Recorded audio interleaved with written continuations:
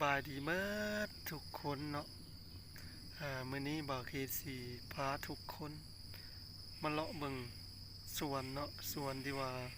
บ่าวเคได้มาเฮ็ดเวียกอยู่เนาะก็คือมีทั้งสวนนี่มังคุดแล้วก็สวนทุเรียนเนาะก็จะปลูกสลับกันเดี๋ยวเฮาไปติดตามชมไปนำกันเนาะเพราะว่าเฮาบ่ได้พ้อหน้าพ้อตากันดนเนาะเดี๋ยวมื้อนี้บ่าวเคมีโอกาสเดี๋ยวได้มาอัดคลิปมาพากท่านผู้ชมทุกคนในเบิ่งเนาะเดี๋ยวติดตามชมไปนำกันเนาะ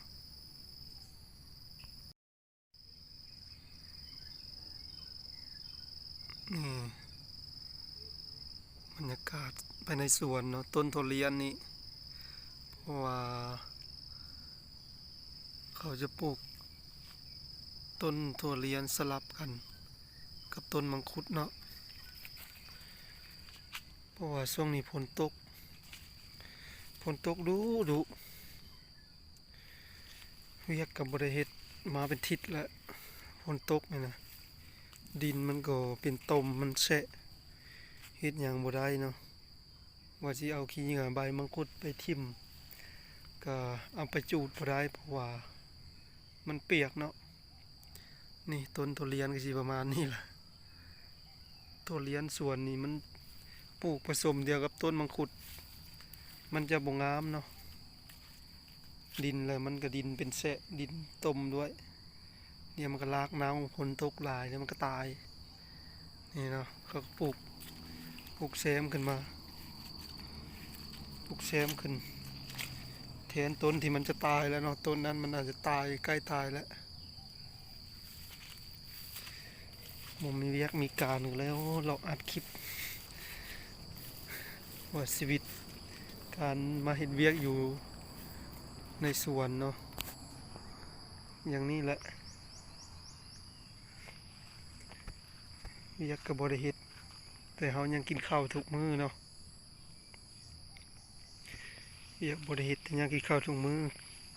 ใครแต่เจ้าของสวนก็ใจดีเนาะอ่าสีข้าวเจ้าเขายังมาให้กินเนี่ยเพราะว่าเขากินแต่ข้าวเจ้าเนาะเขากินข้าวเหนียวก็เลยซื้อข้าวเหนียวเนี่ยของกินเขาก็แบ่งให้กินเนาะแต่ละมื้อบางมื้อเขาก็แบ่งเขาก็แบ่งให้เพราะว่าเขาก็ฮู้เขาบ่ได้เฮ็ดเวียกเนาะแต่ว่าเขาต้องได้กินทุกวัน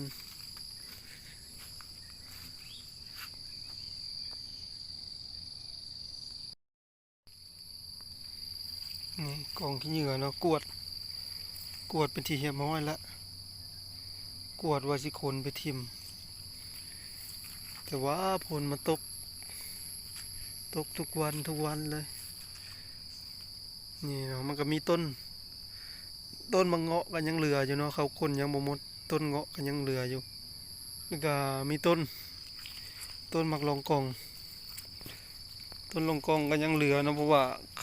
ขาให้ก้นอยู่แต่มันยังบ่เดดถ้ามันเดดเขาให้ตัดออกเนาะ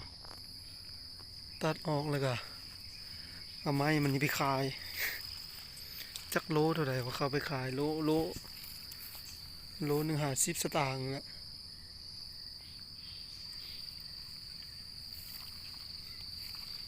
มึงวานเขาก็มาหายิงนกเนาะยิงนกแถวนี้แหละนกมันมากินมากลางป่ามันเพราะว่าเดี๋ยวนี้มันอยากหมดแล้วตอนมันเป็นใหม่ๆเนาะนี่เป็นใหม่ๆนกลายเพียบช่วงแรกๆบ่มีปืนเนาะเอามากระทุนยิงเอาก็ได้มือละ4-5 ตัวช่วงหลังมาเลยเท่าแก่ไปยืมปืนมาเนาะกินนกได้วันละ10กว่ากินบ่ไหวเดี๋ยวนี้มันใกล้หมดแล้ว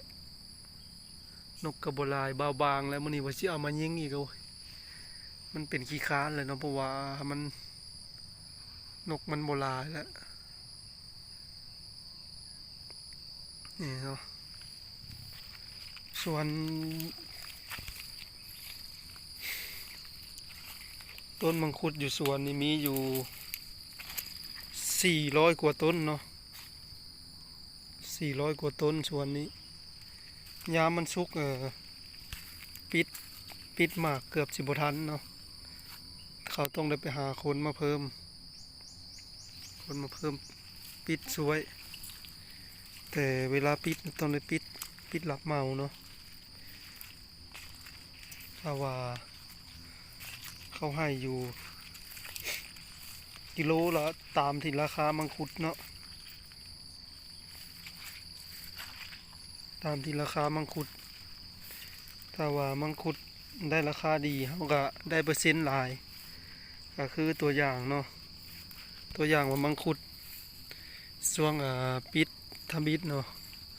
โลละ100 บาทโลละ100 บาทเขาก็ให้เราอยู่10 บาทเนาะก็คือ10%ถ้าว่ามังคุดมันลดลงมาก็คือโล90 บาทแล้วเราก็ได้9 บาทลดลงตามนั้นเนาะแต่ว่าต่ำสุดก็คืออยู่ที่โลละ5 บาทเนาะโลละ5 บาทต่ำสุดถึงเขาสิขายโลประมาณ30-40 บาทเขาก็ต้องได้ให้คนปิดรับเหมาโลละ5 บาทเนาะตามราคานี่เนาะข้างนี้ต้นทุเรียนนี่ต้นทุเรียนข้างนี้แบบบ่มีต้นที่ว่างามมันนะไม่ใช่ต้น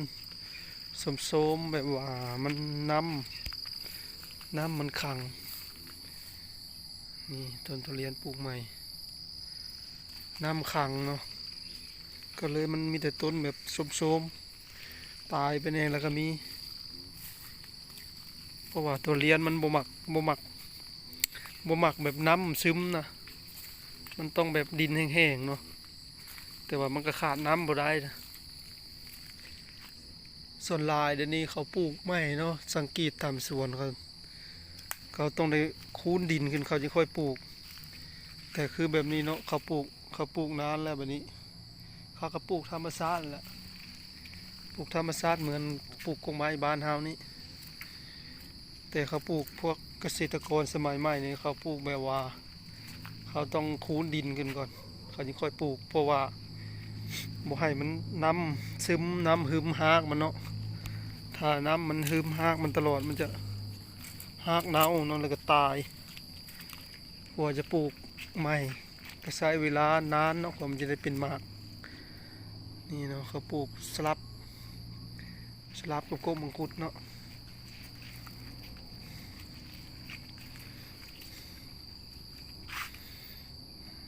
นี่คือกกมาเงาะ